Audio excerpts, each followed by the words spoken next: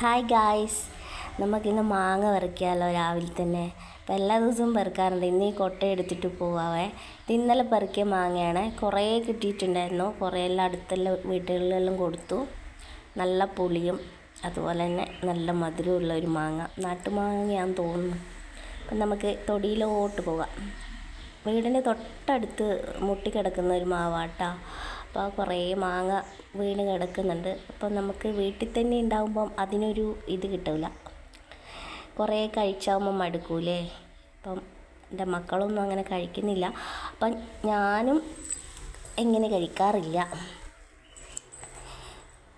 ഇത് അയൽവക്കത്തിലെ കുട്ടികൾക്കും പിന്നെ ഇതിലെ വഴിയിൽ പോകുന്നവർക്കെല്ലാം ഞാൻ വിളിച്ചു കൊടുക്കും.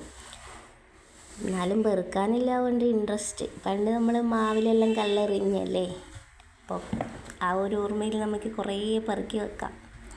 മാങ്ങ പെറുക്കാൻ ഭയങ്കര ഇഷ്ടമാണ്. പക്ഷെ ഇത് കഴിക്കുന്ന കാര്യത്തിൽ ഭയങ്കര പുളിയാണ്. ചിലതെല്ലാം കാക്ക കൊത്തുന്നുണ്ട് കേട്ടോ. കാക്ക കൊത്തിയതും അണ്ണാൻ കൊത്തിയതൊക്കെയാണ് വീഴുന്നത്. അത് നമുക്ക് വലിച്ചെറിയാം. നമ്മളെ വീട്ടിൽ തന്നെ ഉണ്ടാകുമ്പോൾ അതിനൊരു ഇത് കിട്ടില്ല. അതാണ് പ്രശ്നം. കുറേ വീഴും. കാറ്റൊക്കെ അടിച്ചിട്ടുണ്ടെങ്കിൽ നമ്മൾ വീടിൻ്റെ മേലേക്ക് ഇങ്ങനെ വീഴുന്ന സൗണ്ട് നമുക്ക് ഇങ്ങനെ കേൾക്കാം. വീടിൻ്റെ മേലെ ഉണ്ടാവും, ടെറസിൻ്റെ മേലെ ഉണ്ടാവും. അതൊരു ദിവസം കയറി വൃത്തിയാക്കണം. കുറേ ഉണ്ടാവും കേട്ടോ.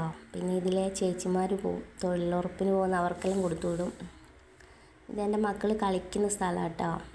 അവർ ഇത് മാവിൻ്റെ ചോട്ടിൽ വന്ന് കളിക്കും. ഇത് ഞാൻ പുതിയൊരു മാവും തൈ വെച്ചതാണ്, മൂവാണ്ടൻ മാവ്. നടക്കുമെന്നറിയില്ല. അപ്പം അത് മാറ്റി നടണം.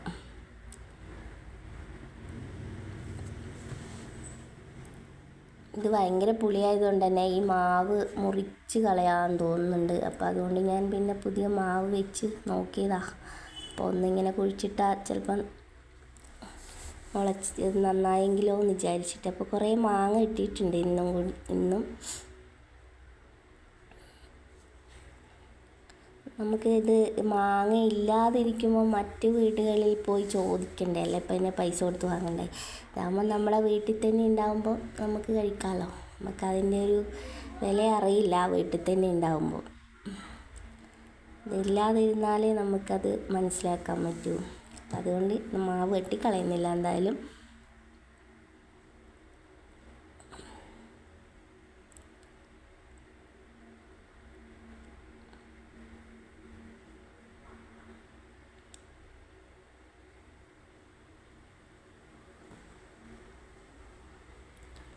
ഇത്രയും കിട്ടി കേട്ടോ.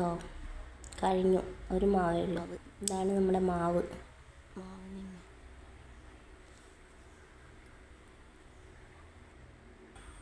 എന്താ ഞാൻ നട്ട് വെച്ച മാവ്.